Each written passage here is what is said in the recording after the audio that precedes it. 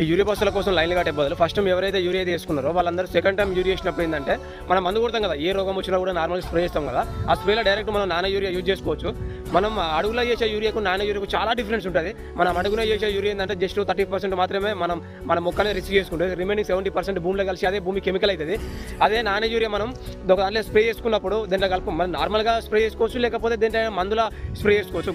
గడ్డి మందులు మాత్రం ఇంకా కలపకండి. వేరే మందులు దేంట్లో కలిపిన మీది మందులు దేంట్లో కలిపిన ఏం కాదు, దాంట్లో కలిపి స్ప్రే చేసుకోవచ్చు. దాంట్లో స్ప్రే చేసుకోవడం వల్ల ఏంటంటే నానో యూరియా మనకు మొక్కకు ఎంతైతే అవసరమో అంతకన్నా ఎక్కువ నానో యూరియా మొక్కకు మంచిగా ఉంటుంది. ఇంకోటి ఏంటంటే గ్రోత్ కూడా మంచిగా ఉంటుంది. గ్రోత్ అప్ కూడా మంచిగా ఉంటుంది. ఆ రోగం మందు కొట్టినప్పుడు రోగం ఇచ్చుకుంటుంది. రోగం ఇచ్చుకోగానే మన మొక్క కూడా గ్రోత్ ఉంటుంది.